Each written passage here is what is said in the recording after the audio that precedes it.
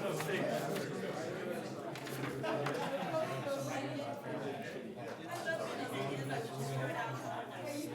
about that.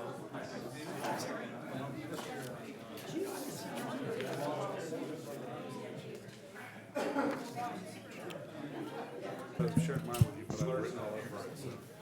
Thanks, I'll draw it. Are we ready to get going? Good afternoon, ladies and gentlemen. We'll call this meeting to order. I'd like to start by asking Director Wood to lead us in the Pledge of Allegiance. To the flag of the United States of America and to the republic for which it stands, one nation, under God, indivisible, with liberty and justice for all. Thank you, Director. Metro Cable announcement. The open session meeting is videotaped for Cablecast on Metro Cable 14. Replay on Saturday, April 30th, 2016 at 2 p.m. and Sunday, May 1st, 2016 at 12 noon on Channel 14.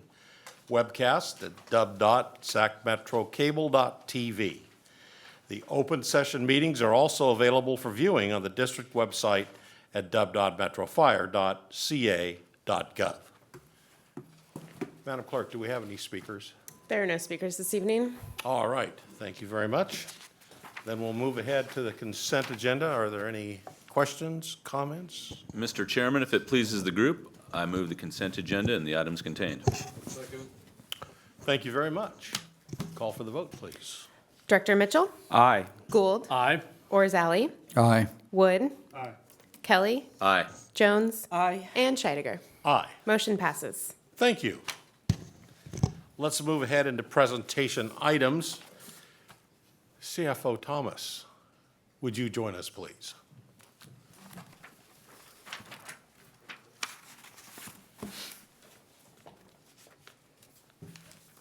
Good evening, directors, Chief Wells. I'm Amanda Thomas, Chief Financial Officer for the district. And this evening, I will be presenting the draft results of our other post-employment benefits, or OPEB, or retiree medical valuation as of July 1, 2015. I did want to also mention that Ken Campo, the previous interim CFO, is in the audience and available to answer all the difficult questions. So just by way of background, as you all know, the district has pre-funded its retiree medical obligation by paying the annual required contribution. And that's a calculated amount which covers the cost of the retiree medical benefits that are earned in the current year, otherwise referred to as the normal cost, as well as an amortization of the unfunded liability associated with benefits that were earned in prior years. Pre-funding OPEB ensures the sustainability and the security of the benefit into the future. So funding the benefit as it's earned by contributing to a trust fund ensures that funding will be there when it's time for the benefits to be paid. And doing this also lowers the reported unfunded liability. Actuarial evaluations are required to be performed biannually for financial reporting purposes and to determine the annual required contribution. The district's independent actuary, Bickmore, has prepared the draft valuation as they have in prior years as of July 1st, 2015. So that they're standing behind the results that I will be talking to you about tonight. I think in addition to the requirement to do this for financial reporting purposes and so that we know what the ARC is. It's also important to have these studies done. They help us to identify and develop a plan to fund this benefit and to address the liability. And it's important for us to be able to document and talk about that plan to investors and rating agencies and that type of audience as well.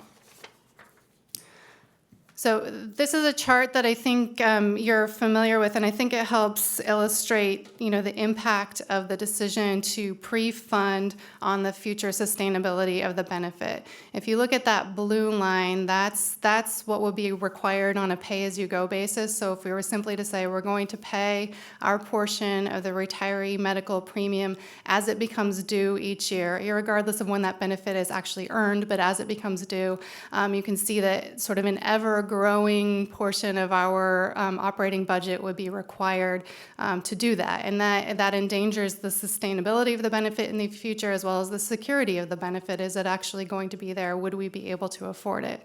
If instead we pre-fund, which is what we've been doing, we're looking at that red line, which is a much more stable funding approach. You can see the slope of that line certainly not increasing to the extent of the blue line. And what that's doing is it's us saying we're going to provide funding for that benefit as that benefit is being earned so that when we need to pay for it, that funding is there.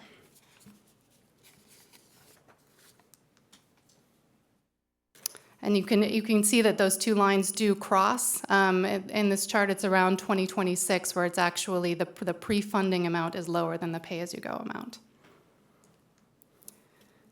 So moving on to look at the valuation results that we have, this chart really presents us with what's an apples-to-apples comparison of the most recently finalized valuation, which was as of July 1st, 2013, and that was the valuation that was used to determine what our ARC, or annual required contribution amounts, would be both for fiscal year 14-15 and then for the current fiscal year 15-16. And then that's comparing to these results that we now have, looking at the same parameters for a valuation period ending July 1, 2015. Looking at the number of covered employees or total participants, you can see that from 2013 to 2015, there was a slight increase in the total participants, which you would expect. Overall, the actuarial accrued liability, that did increase from about $156.4 million to $163.4 million. However, if you look at the actuarial value of assets, and that's what we have invested in our OPEB trust fund, or the CERP, you can see that went from just over $2 million to just under $14 million as of the most recent valuation date. So that's obviously, a positive story for us, that we're building those assets so that our unfunded liability, when you compare the two valuation dates, has gone down. So it's gone from $154.3 million down to $149.5 million, roughly. And right in line with that, our funded ratio, or the percent funded, has gone up. So we were at 1.3% funded as of July 1, 2013, and looking at again, apples to apples, the same parameters as of July 1, 2015, we're at an 8.5% funded ratio. The very bottom of this chart is showing you the annual required contribution based on these figures. So the amount in the 2013 column is actually the annual required contribution for this current year, 15-16. And you can see that, looking to the column to the right, the annual required contribution based on the 2015 valuation, looking at the same components of liability for 2016-17 would be almost identical, very similar dollar amounts. So I think all of that is very positive. Definitely a good story for us. I want you to take a moment to bask in that positivity because there's more news. So, because accountants and... Oh, you're not done basking? Okay, here we go. You ready now? All right. So because accountants and actuaries, I think, are notorious for wanting to keep things interesting. Everybody, I think, can agree with that.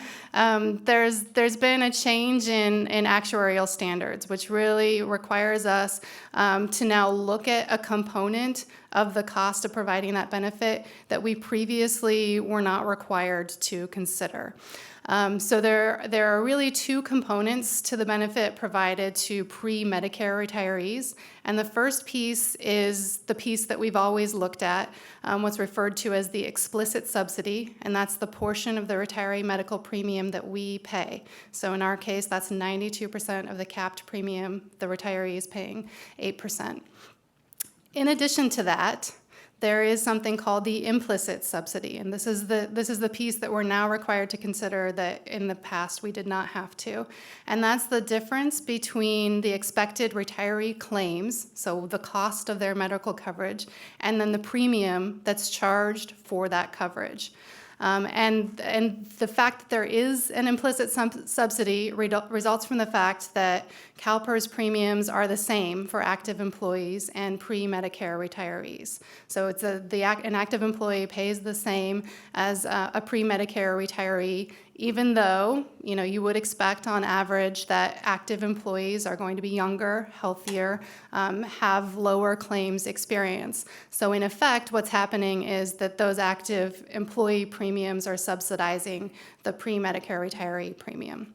And as I mentioned, it's a change in actuarial standard that's requiring this implicit subsidy to now be recognized for the first time in this valuation. Previously, there was an exception for employers like us that participated in plans like CalPERS, which were large community-rated plans. That exception no longer exists. So just to sort of demonstrate how this works visually, essentially, before, all that we were considering to be the cost of the benefit was the actual premium that was charged for the retiree coverage. And when we looked at that, we said, okay, there's a portion of that premium that the employee is picking up. That's not the district's cost. That's not part of the valuation. But the portion that we're picking up, we do need to consider. And so that portion, right now what's in the red font at the bottom was the piece that was being considered for valuation purposes. What we're now saying is, well, really, the cost is what the total expected retiree claims are. And we know that that's actually greater than what the premium charge for retiree coverage is. And it's that difference between the two that's the implicit subsidy, and that's the piece that is in effect being covered by higher active premiums. So if our active employee premiums were set on a pool that was just active employees, they would be lower than they are. If our pre-Medicare retiree premiums were set in a pool that was just that group, they would be higher than they are. So that explicit subsidy would be higher because those premiums would be higher.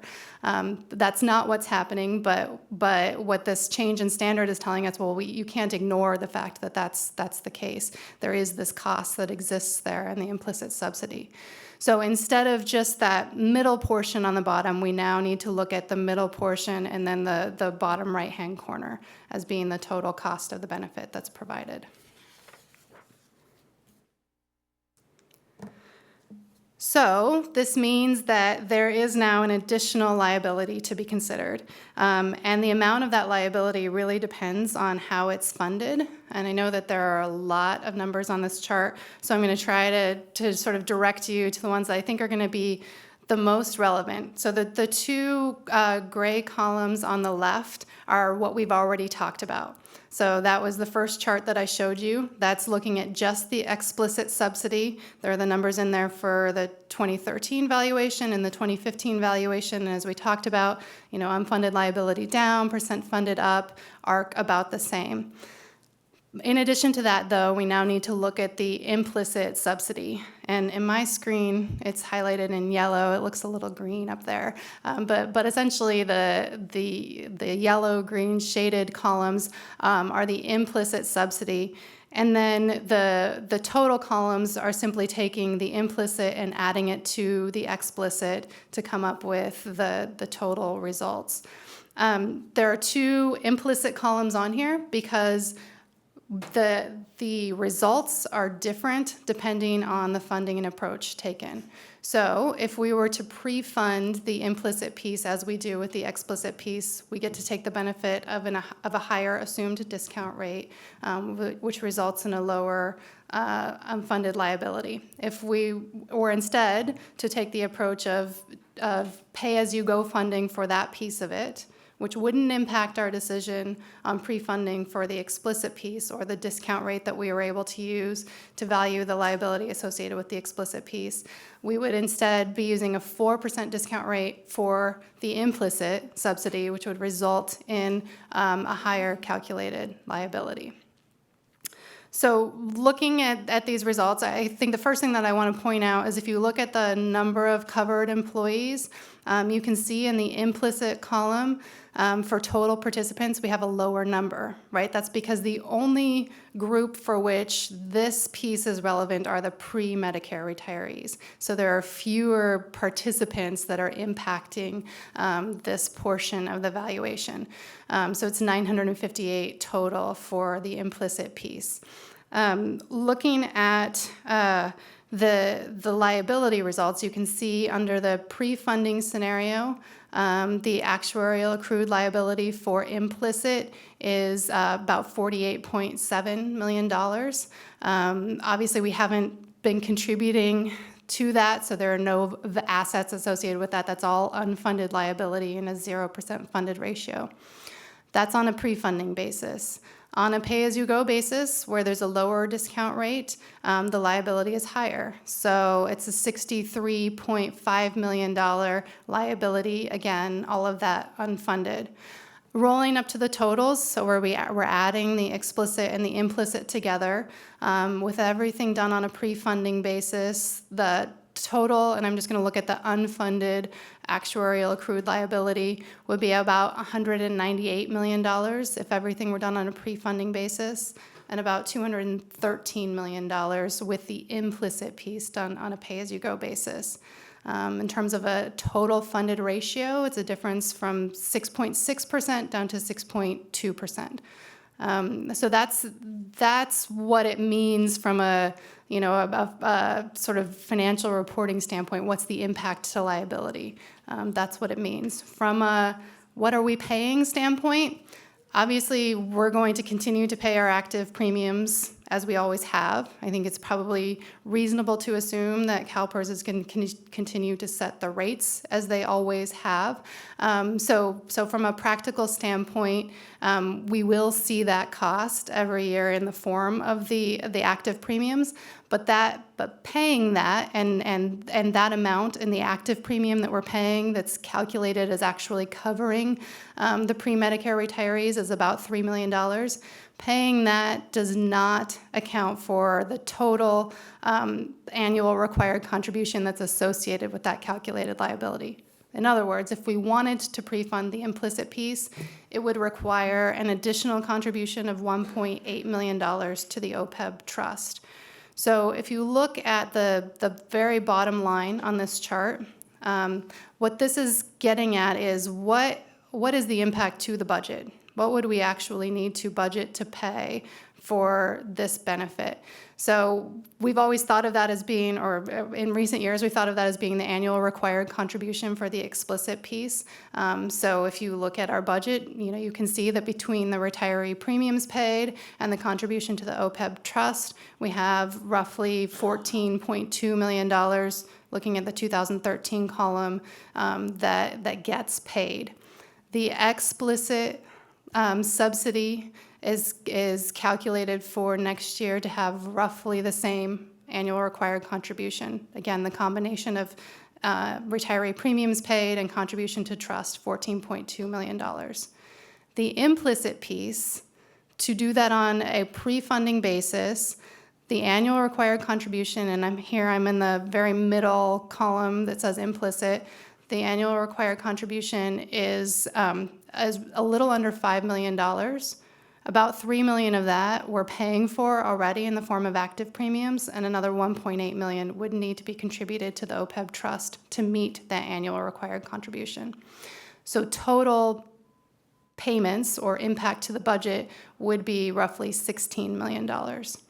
If instead, the implicit piece, we treated on a pay-as-you-go basis, where we're continuing to pay that $3 million or whatever the number, ends up being in future years that's embedded in the active premium but not contributing additionally to the OPEB trust, our annual required contribution would be only the explicit piece. The impact to the budget, what we would pay, would be only the explicit piece, or roughly that $14.2 million.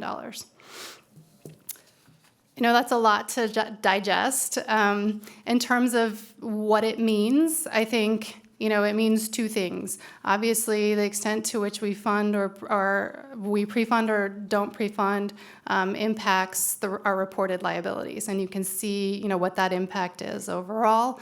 It's going from a, 6.6% funded ratio to 6.2%, or, roughly $198 million unfunded liability to $213 million. From a practical standpoint, as I've said, I think certainly we will continue to pay our active premiums. I don't think we're going to be in a position in the future where we feel that that's a choice to be made, but we will see, higher active premiums as a result of this, assuming that those premiums continue to be set in the same way.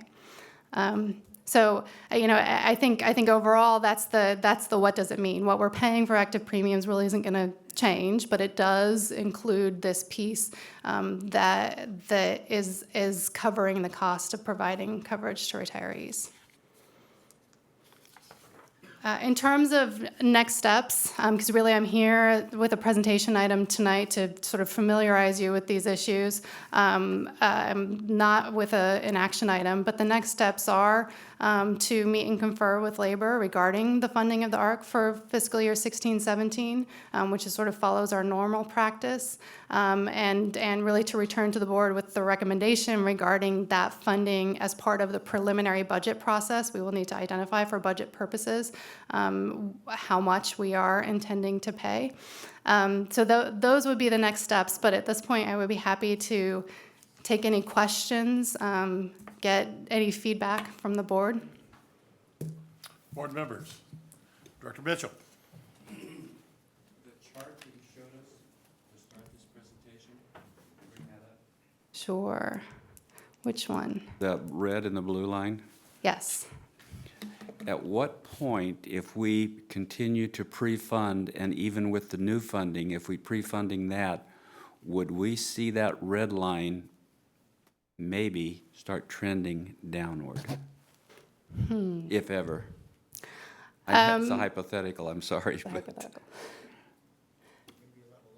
Yeah, maybe level off. I'm not sure trending downward. Okay. Just to clarify, I mean, this chart really is only showing the explicit piece, which is the Right. piece that we've sort of always considered. Right.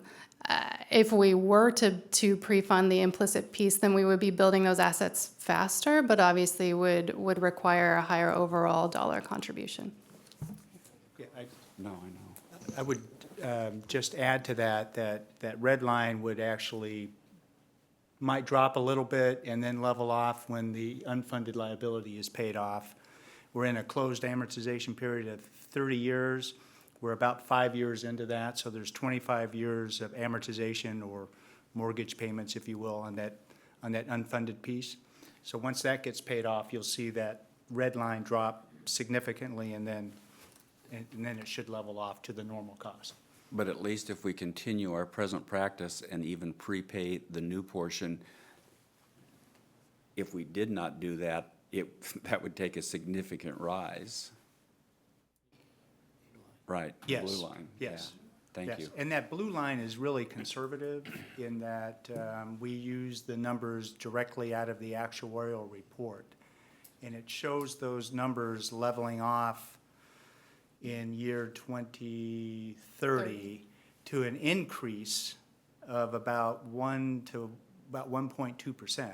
And I'm not sure, I've got to question the actuaries a little further as to why they show that blue line leveling off and not continuing to escalate with the inflation of healthcare in general. So assuming that we continue to prepay, assuming we can afford to do that, then it is certainly financially to our benefit to do so. Absolutely. And the question of whether to pre-fund, if you don't mind, the pre-fund the implicit subsidy, I think what that practically means, and as the gentleman from the SERPT pointed out earlier this evening, is that what you're really doing is just accumulating assets faster. And so you're paying off that unfunded liability faster. If you have the money, it's a good thing to do. But if you don't have other higher priority uses for those funds. Thank you very much. What, could you just stick around? Thank you, Mr. Chair. What impact does this policy that we've been following for a while, what impact does it have to our credit agencies? You had mentioned early on that our credit agencies look at these kinds of behaviors, I'm assuming in a very positive light, because this looks like a very conservative management of your funds. Can you speak to that? I'd be happy to, and Ken can certainly jump in if he has anything to add. I mean, I think what the credit agencies want to hear from us is that because we have this benefit that we've committed to provide, they want to hear from us that we have a plan to fund it. And so I think that's what the important piece is, so that we can articulate what that plan is, that it is based on independently prepared valuations, that it's based on an approach that we feel is sustainable, that we can continue to accommodate in future budget years. I think that's what's important. I think from a reporting perspective, in terms of what will this implicit subsidy piece mean to us, we will be able to, and I think would intend to split out in our reporting the explicit and the implicit, and if we had a different funding approach for each, articulate what that was and why it's there, and understand how each is contributing to the total liability. And a follow-up, I guess my question was, I'm happy that they like to see our plans, but do they value a plan of prepaying that, which is a more aggressive accumulation of assets, versus paying as you go? If they value those equivalent, then maybe we're not getting as big a bang for our buck in the pre-funding as maybe we would. So that's maybe a little too geeky, I don't know. No, not at all. And I mean, I would say that I don't believe they do value them as equivalent. I think when you say that our plan is pay as you go, you say that we recognize we're going to have higher costs in the future, and we hope that we'll be in a position to afford those, but we're not really doing anything to ensure the sustainability of the funding. I think that's how that would be interpreted. Yeah, and I would just add to that sure, the credit rating agencies would love to see a faster accumulation of assets, but I also believe they're sophisticated enough to understand that this implicit piece is an accounting issue. Yeah. It doesn't impact what the district's future liabilities are going to be, and what, I shouldn't say liabilities, what their future payments are going to be. So they would be more interested, I think they would be more interested in making sure that there was a plan to fund those future expenditures as opposed to the accounting liability. Yeah. Director, What, for the benefit of the others up here that didn't hear Mr. Goss earlier, could you explain what he meant by the fact when he said that if we prepay the implicit unfunded balance, we may end up with more money than we need? I think what he meant by that is that if we were 100% funded, so we had no unfunded liability for the explicit piece, and we were sort of pre-funding this implicit, it would be more than was needed to cover the other piece. Effectively, and we asked the sort of theoretical question of the actuary too. I mean, what happens to that money? What do we use for that money? Effectively, you could use it to offset the active premiums, the portion of the active premiums that are higher because of the retiree premiums being the same. But I think to get to the point that Ken was making, if we already know that we're going to be paying the active premiums every year, that may not be something that makes sense to us. okay? Director Jones. Thank you. Amanda and Ken, help me out here. I have 3 points, and if they're not accurate, please let me know or see how we need to adjust it. The first one is I'd like to point out on one of your previous charts, by pre-funding, we have a savings of $15 million based on the actuarial timeline that we're looking at.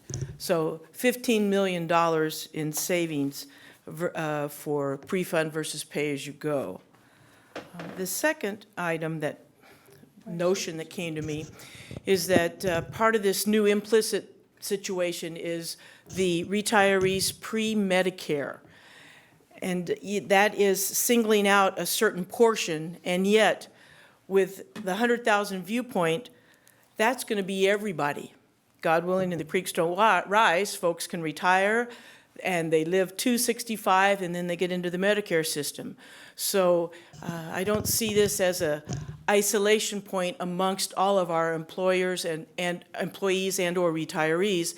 It's just another way of looking at the entire group, because everyone will be funneling through that section.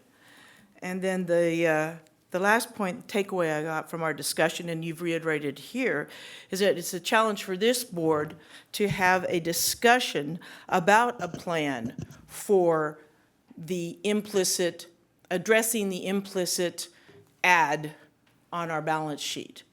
And I feel very confident that just as we did with the ARC, that senior staff, the chief, this board, and everyone at Metro will participate and will come up with a viable plan for addressing this explicit addition to our financial report. Yeah, no, I think I would agree. I just wanted to make sure that I understood your first comment. You're referring here to when we look at the actuarial value of assets, the assets that have been built up in the trust. I had, it was, okay, hang on.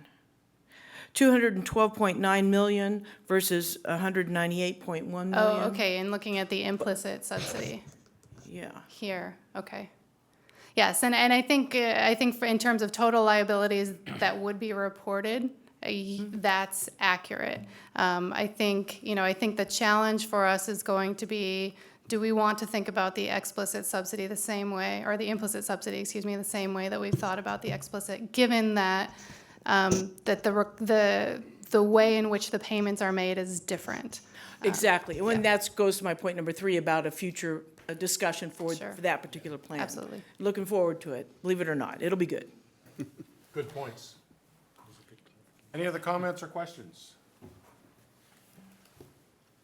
Well, Ms. Thomas, Mr. Campo, thank you very much for this fine presentation. More importantly, I hope the public understands and appreciates the ongoing work that you're doing. This is critical to our fiscal well-being and our long-term viability. And I think this review is great, but I think the ongoing work and the direction that you give the board in terms of fiscal responsibility by doing this is critical. So thank you very much. Really appreciate it. Thank you. Director Orzali, are you finished basking, or do we need to get lotion up here? Pretty well done. Okay, I just want to clarify that. Yeah, thank you. Let's move on to action items. Sole source vendor. Keith Wells. Well, good evening, directors. Tonight, I'd like to, as a topic, and I have Scott Clough also in the audience tonight. It's a yes, he is. He's actually underneath the old gray beard, I believe.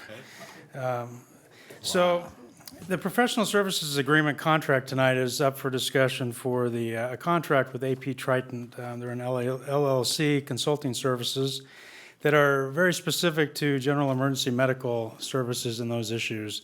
As both the principals in the company, Kurt Hinke and Scott Clough, have extensive experience with this agency, but more importantly, extensive experience with the state of California and the complexities of the EMS issues as they relate to costing federal programs, for revenue projections, for situational status management of systems that are very dynamic, as we all know. They can ebb and flow based on something that you're not necessarily doing, but maybe a neighbor makes a change. And I would like to say that our own professional staff within Metro Fire is extremely gifted at working on these calculations, but the dynamic nature of the change in these services, and also as succession of this agency and different people changing positions, that I believe it's very important to have a consistent methodology to analyze this very focused piece of the delivery of our service. And so I would like tonight to enter into, or ask your, my recommendation would be to enter into a contract with AP Triton for services in it's basically a 6-month initial contract, not to exceed $30,000, and it would allow us, and in one of the appendixes here on the, in the budget packet, it has the scope of what we're talking about, so that we enter into this agreement and have this access to this outstanding professional consulting firm that can help us address some of the issues going into the future. So, and myself and Scott Clough could certainly answer questions if you have any specifics about the company and what they do, and the literally dozens and dozens of agencies in the state of California and the different states of Washington and Florida and Missouri and different places that they're actively working. So if you'd like to have further explanation of that, he is available to entertain those. Directors, questions, comments? Director Gould. Thank you, Mr. President. One, I support this, and I make a motion that we adopt staff's recommendation. The only question I have for you, Scott, where'd you go? There you are. I know you guys are good. Are you, this May 30th and May 30th of only basically 30 days from now, you're pretty comfortable with those two reports that would be due in 30 days? Mr. President and the board, yeah, the scope of work that we've been asked to provide, most of that data is fairly readily available to your staff. As long as we're able to collect that data in a timely fashion, I don't see any problems whatsoever in meeting that deadline. That's nice to hear. It's just that's a pretty aggressive 30-day window for those two first deliverables. So with that, that's all I needed, and my motion stands. I'll second the motion. There's a second. Director Rosali, question? Thank you. Scott, I know that there are a lot of other companies that are using your services. Regionally, are there others that we might be familiar with? We're currently initiating a contract with El Dorado County. Within the general area up here, we have 3 providers in the Bay Area that we currently work with. We have 7 down in Southern California. As a company, we currently have 32 clients in 7 states. The vast majority is California, Oregon, and Washington, but we do provide services to Kansas City, Missouri, St. Louis, Missouri, Kansas City, Kansas, and Milwaukee as well. So locally, your closest one would probably be El Dorado County, and that contract's being initiated as we speak. Thank you. Appreciate the overview. Other questions or comments? All right, then we'll call for the vote. Moved and seconded. Director Mitchell, Aye. Gould, Aye. Orzali, Aye. Wood, Aye. Kelly, Aye. Jones, Aye. and Scheidegger. Aye. Motion passes. Thank you, directors. Let's move on to reports. President's report, I have nothing to report. Fire Chief's report. Well, good evening again. I'd like to start with Directors Jones and Director Clark. We had a great opportunity with staff to attend the retirement dinner for Metro Fire and participation with the Firefighter Association. I'd like to specifically thank firefighters Tyler Kraft, who organizes that event, and of course Matt Stewart, who is the association president. And I know they did a tremendous amount of work to put that event on, and I know everybody was very appreciative of it. Thank you for attending. I was on KFBK the other day on the 18th, and most importantly, we need to talk about drowning and some of those issues that are going on. Unfortunately, in that preceding weekend, we had lost in California a number of teenagers that were caught in different environments, some in the ocean that didn't affect here, and then in the rivers. So, of course, stay tuned for more information as it comes to water safety. Very, very important for us. The Sacramento County Fire Chiefs met on the 21st. Of course, Metro Fire is the chair of that, and of course, that's the operations, the training, and the EMS chiefs as well. So good opportunities for us in the region as we lead the county chiefs this year.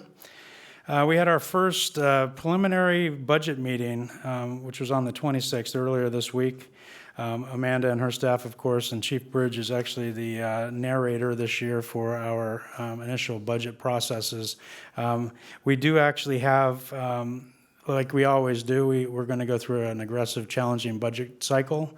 I think based on the previous report tonight, we obviously have some financial challenges that we address aggressively and provide the high level of service that Metro Fire continues to do. So more to come on budgeting. I met today with the other county fire chiefs, with the Department of Health and Human Services, Dr. Sherry Heller and her staff, to talk about the high volume of emergency transports and different EMS-related issues. Very much appreciated her staff's time in addressing some of our concerns. Coming up, we have on Monday, we have the annual Wildland Cooperators meeting. It's a big all the different players that are going to be fighting the area wildland fires are going to be in this room on Monday for our annual meeting. Always looking forward to that. Also on the 8th is the annual California Mobile Command Center Rally, and that's going to be sponsored by or hosted by Metro Fire up at the McClellan Fleet and Communications Building. Be an interesting array of different command modules and different things and different demonstrations from all over the state of California.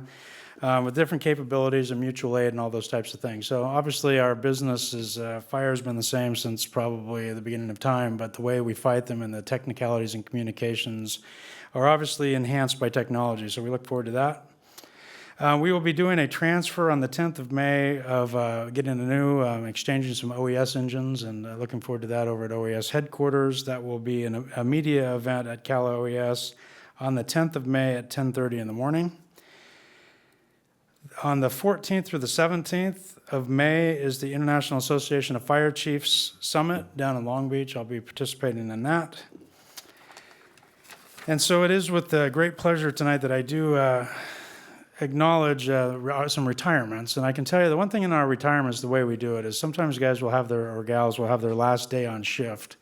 And so I like to acknowledge that, but they don't technically retire maybe for a week, and that'll be next week.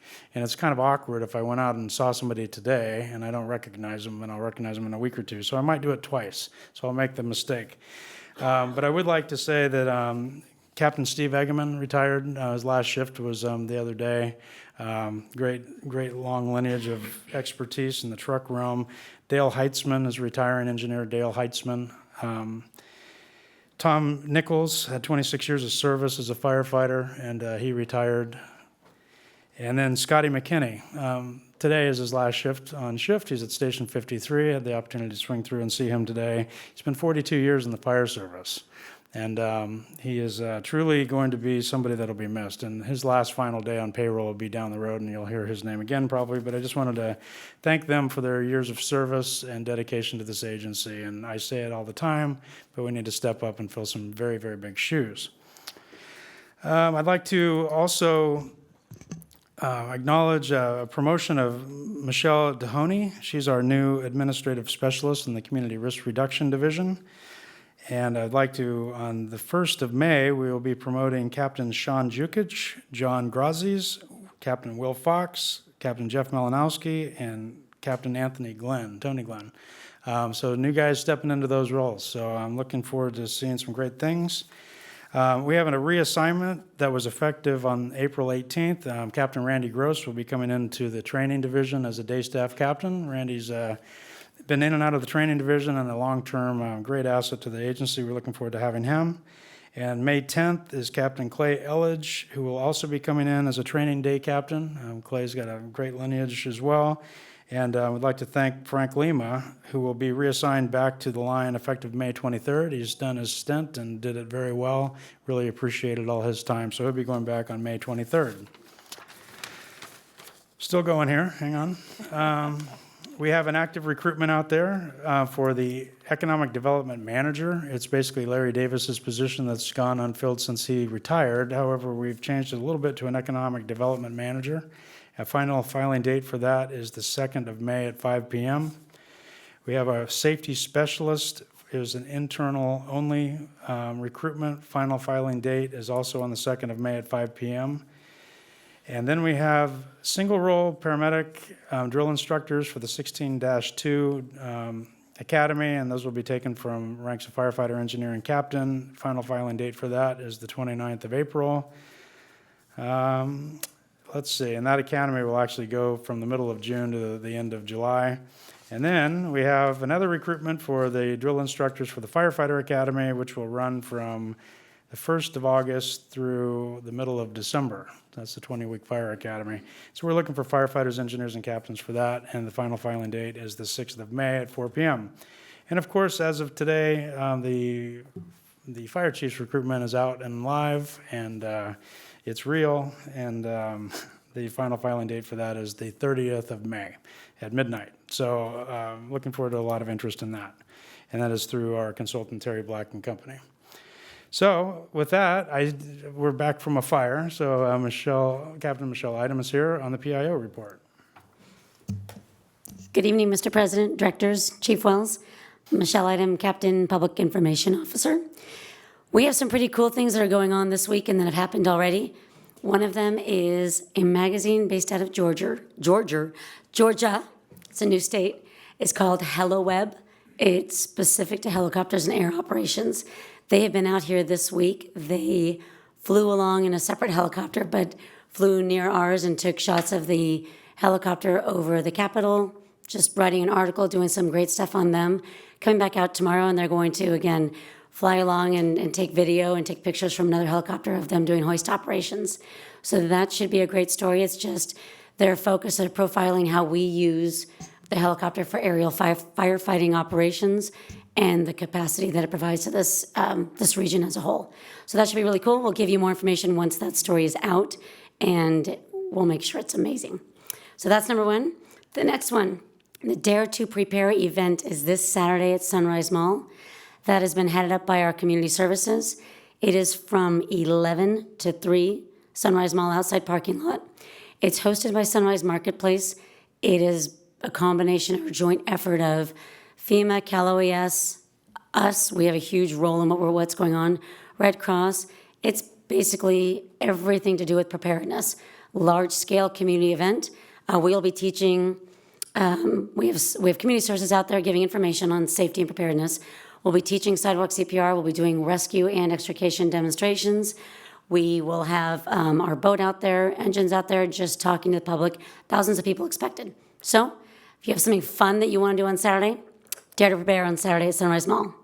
And last but not least, the Rancho Cordova Optimist Club does an annual event that is a Respect for Law recognition ceremony. So this year, Engineer Bob Judge from Station 65 was selected to receive an award from them. He's one of our most senior people that works at Metro. He's an engineer, has been in Rancho Cordova area for the last 8 or 10 years, was the last I heard, but he's been here for many, many, many more than that. So he was selected just because of his extensive years of service here at Metro Fire. So that event is happening May 4th from 6:30 to 8:30 p.m., Rancho Cordova City Hall. Anybody is welcome to attend, coworkers, friends, the little dessert ceremony, but he'll be recognized along with other law enforcement personnel that have been selected based on the criteria we were given. So other than that, unless anybody has any questions, that's all I've got. Questions? Thank you, Captain. Thank you. Chief, thank you for your report also. You, as usual, looked good on KFBK. Yes, space for radio. And Operations, Chief Johnson. Good evening, President Scheidegger, Directors, Chief Wells. I've Maurice Johnson, EMS Division. I've got your operations report on behalf of Chief Wells, or on behalf of Chief Bridge, actually, and I've got more numbers for you. So, since your last meeting, we've had 3,712 calls since your last meeting. Of those, 7 were structure fires. We also had 2,813 medical dispatches, of which we've transported 74.1% of those.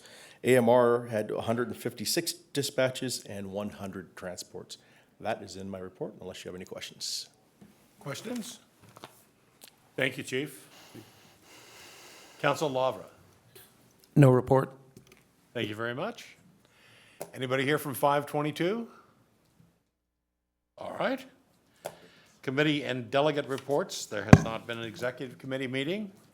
Communication Center, JPA, Assistant Chief Casantini. Good evening. President, members of the board, and Chief Wells. Assistant Chief Greg Casantini, in for Chief Bridge.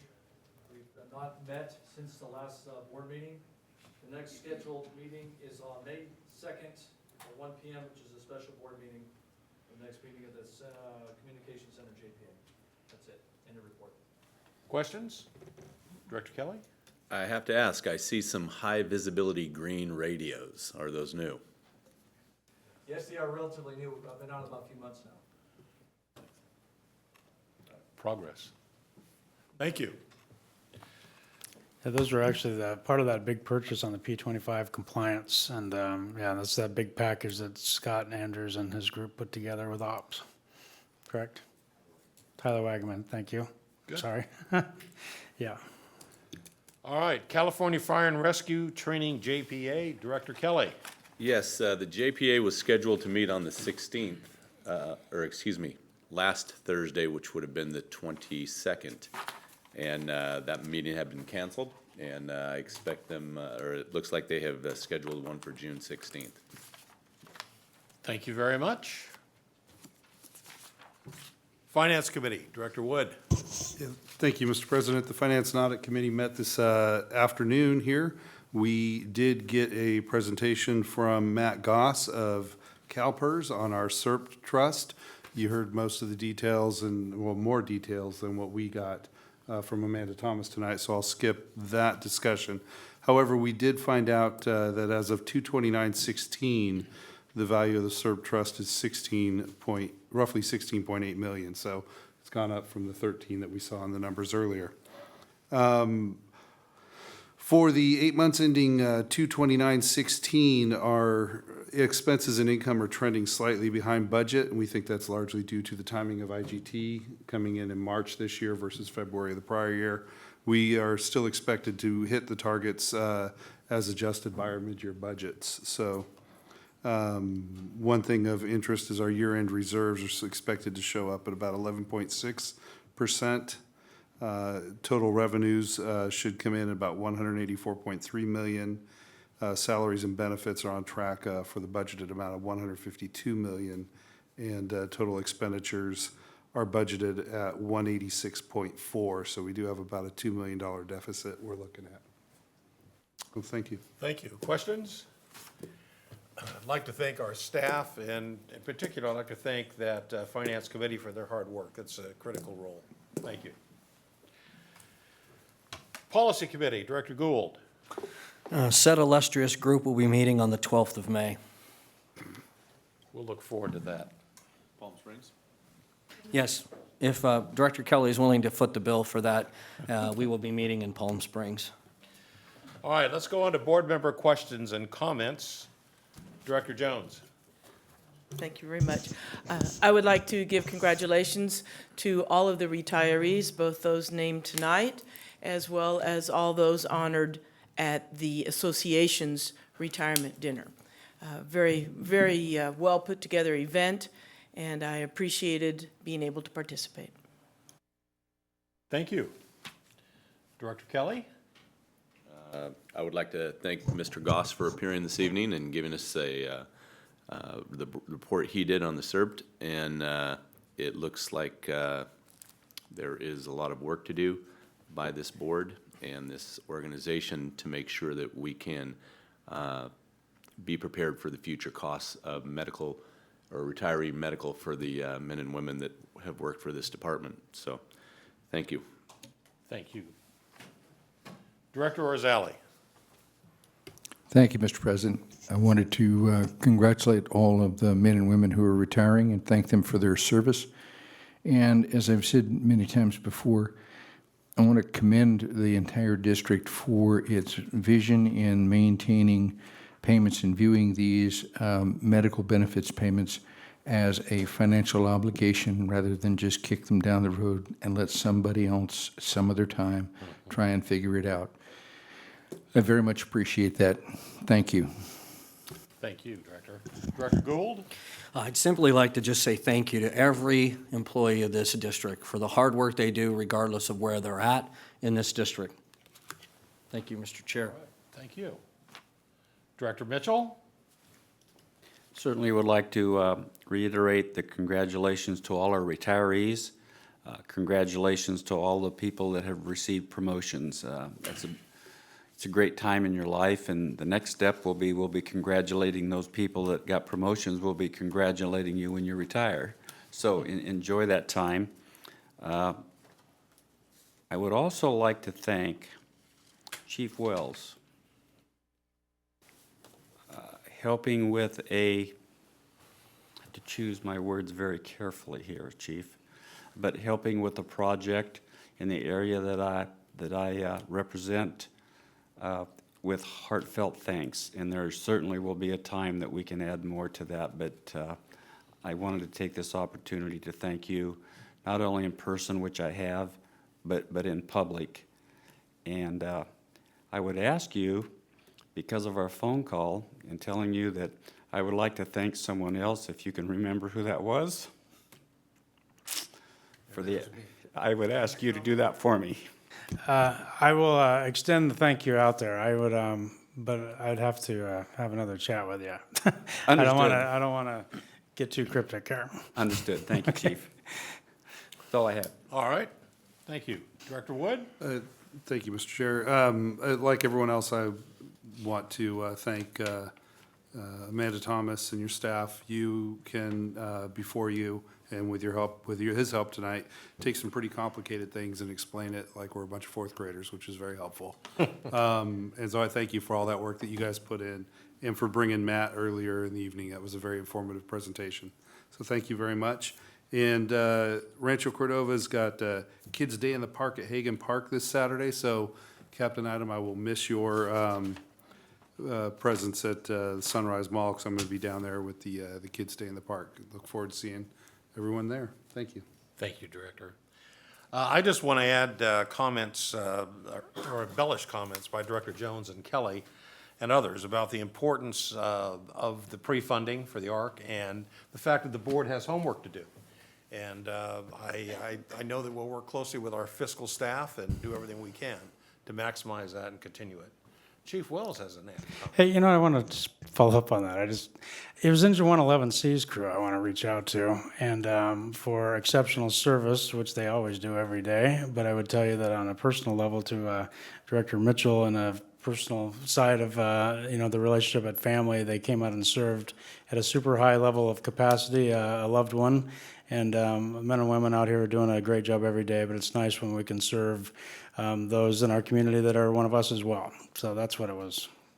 Good recall. It'll come out eventually. Good work. Thank you. All right, with that, we're going to adjourn to closed session. Thank you all very much for your fine work and your participation. Have a good evening. I think he's going to let us do a bio break quick.